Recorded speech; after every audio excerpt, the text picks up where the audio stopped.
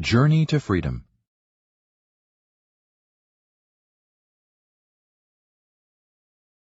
It is early summer 1851, and 12-year-old Abigail Parker is still finding her way after the death of her mother the previous winter.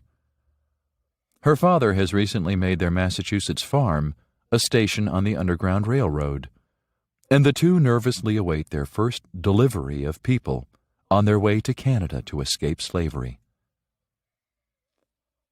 I could not sit for being so fretful, so I paced and sometimes paused to peer out the window.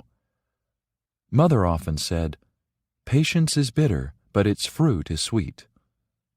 If only I were possessed of her calm.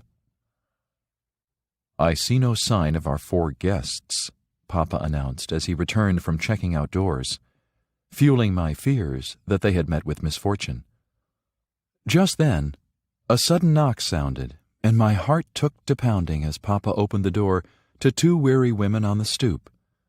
He assisted the older one, who appeared to be about 60, to a chair by the hearth. Her companion was maybe 14. Papa directed me to poke up the fire and fetch food and drink. When the women got back their breath, Papa asked, "What of the others? Did they not accompany you?"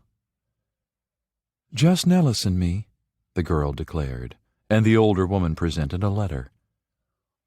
Papa handed the crumpled paper to me, saying, "If you would, Abby, my eyes fail me in dim light." I brought the letter close by a candle and commenced reading. "Dear Jonathan, I send you Nellis and Emma, separate from their 2 companions, who have fallen ill with fever, one seriously. We have insufficient room to hide 4 until they recover, so I hope you are disposed to shelter them until further transport can be arranged.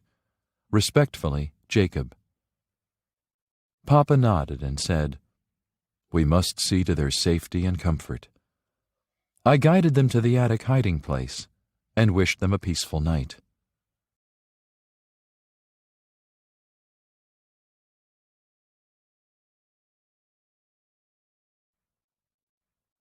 Come morning, afore I entered the attic, I couldn't help eavesdropping on the sound of choked coughing.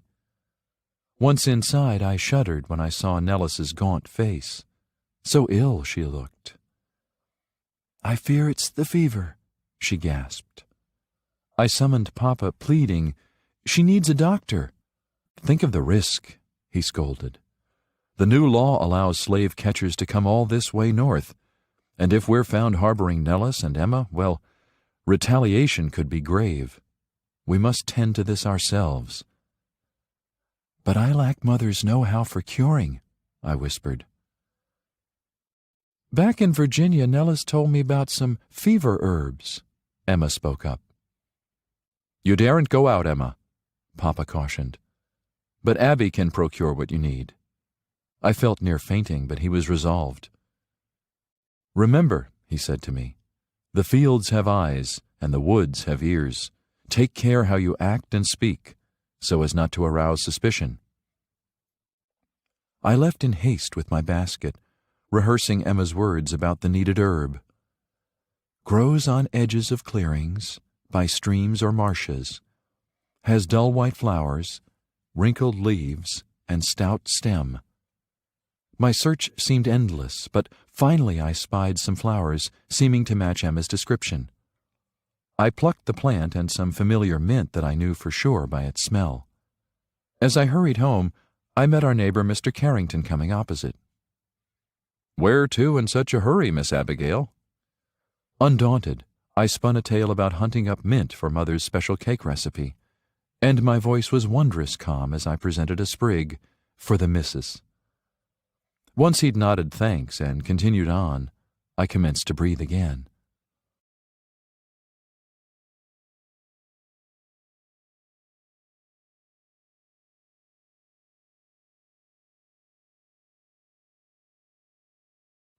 At home, Emma praised my harvest as she sorted through the leaves in the basket, handing me several and bidding me to mince them fine.